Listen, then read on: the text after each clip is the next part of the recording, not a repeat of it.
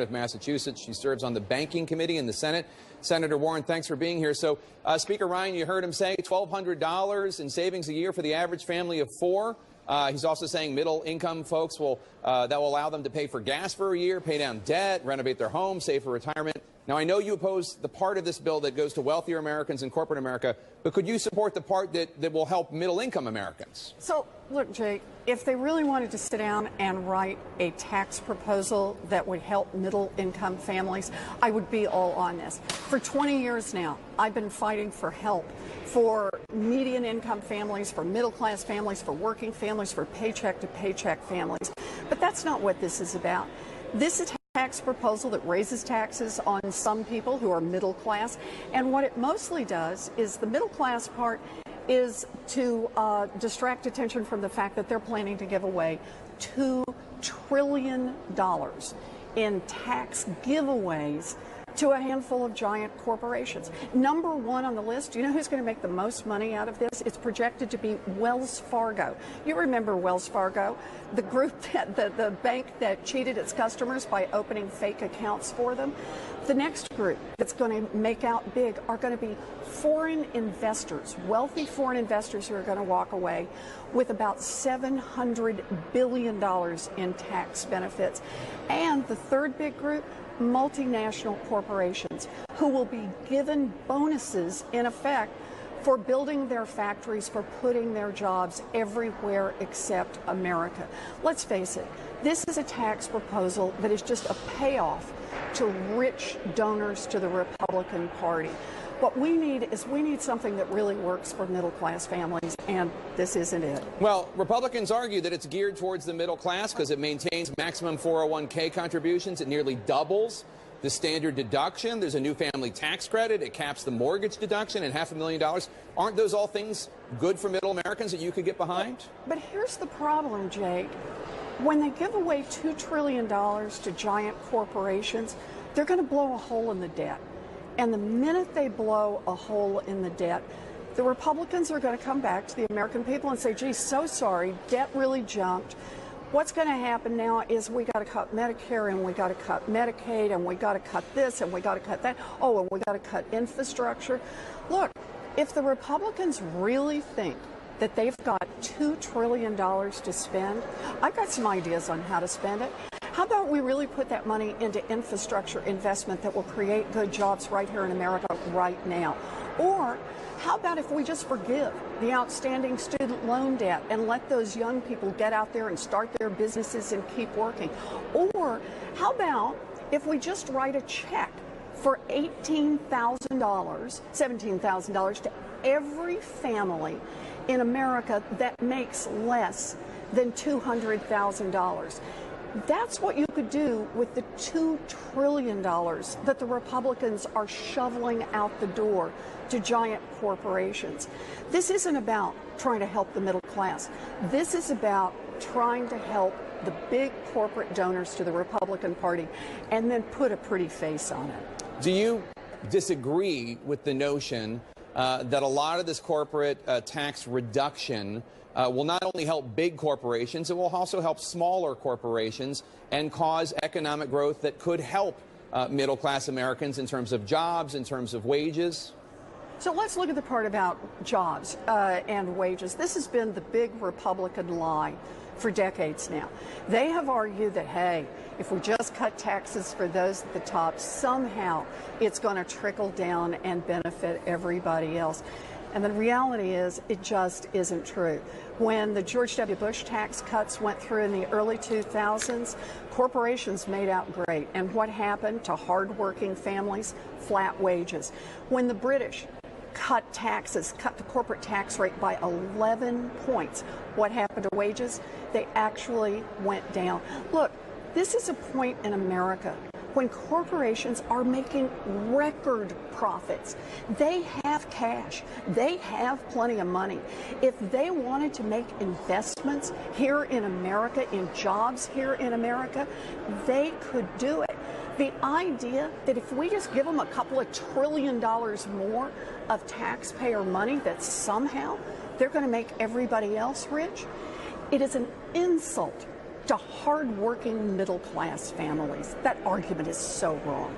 I want to ask you one other question, Senator. We learned today from former Democratic National Committee Chairwoman Donna Brazile that the Clinton campaign, in her view, did rig the presidential nominating process by entering into an agreement to control day-to-day operations at the DNC. The Clinton campaign controlling the party's staffing, strategy, finances, communications, and that agreement was entered into in August 2015, a year before she defeated Senator Bernie Sanders. This must shock you. Look, this is a real problem. But what we've got to do as Democrats now is we've got to hold this party accountable. When Tom Perez was first elected chair of the DNC, the very first conversation I had with him is to say, you have got to put together a Democratic Party in which everybody can have confidence that the party is working for Democrats rather than Democrats are working for the party.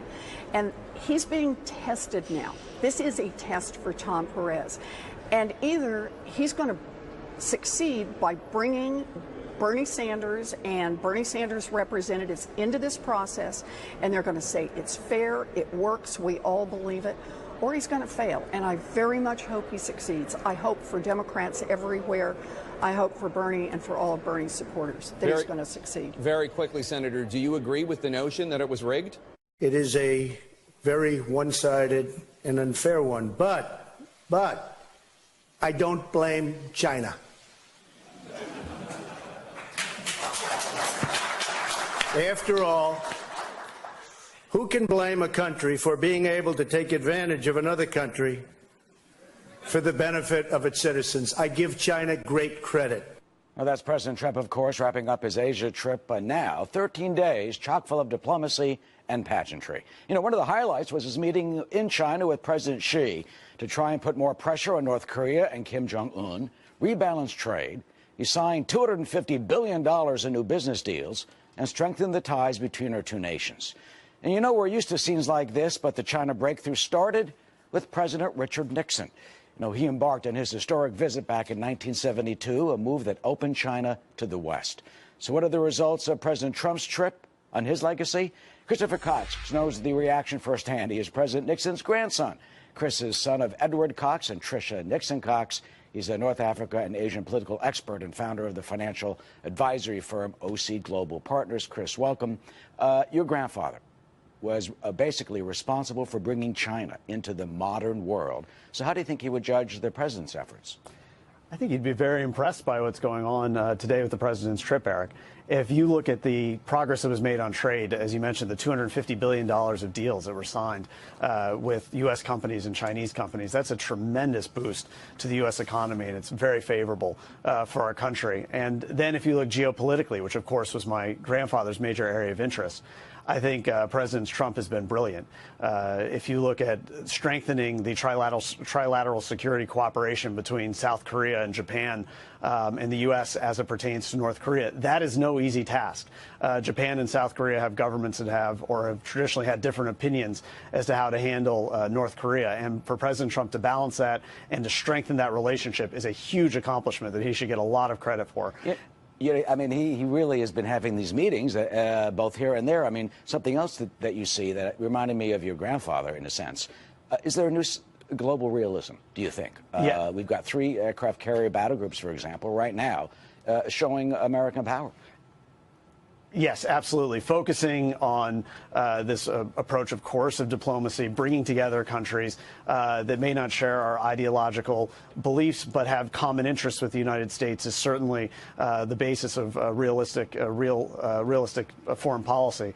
And I think that President Trump is focusing on that. And I think that it's really going to start to pay dividends.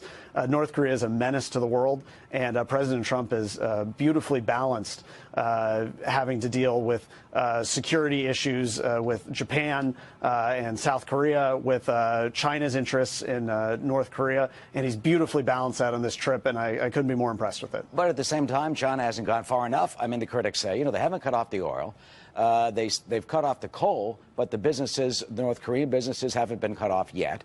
There's still North Korean companies in Beijing. They've been told to get out, but that hasn't happened yet. And the North Korean workers who kick back a lot of money to Pyongyang, you know, they're still working. I mean, what do you say to the critics who say that the president has not been able to, pressure China enough to do more to stop Kim Jong-un. These critics need to realize that it took my grandfather 4 years from the beginning of his presidency, almost 4 years, to be able to pull off his successful trip to China. And you have to give President Trump time. And I think that he's been moving quickly and efficiently, and that he's doing the right approach with China. It's ultimately not within China's interest to have a nuclear North Korea.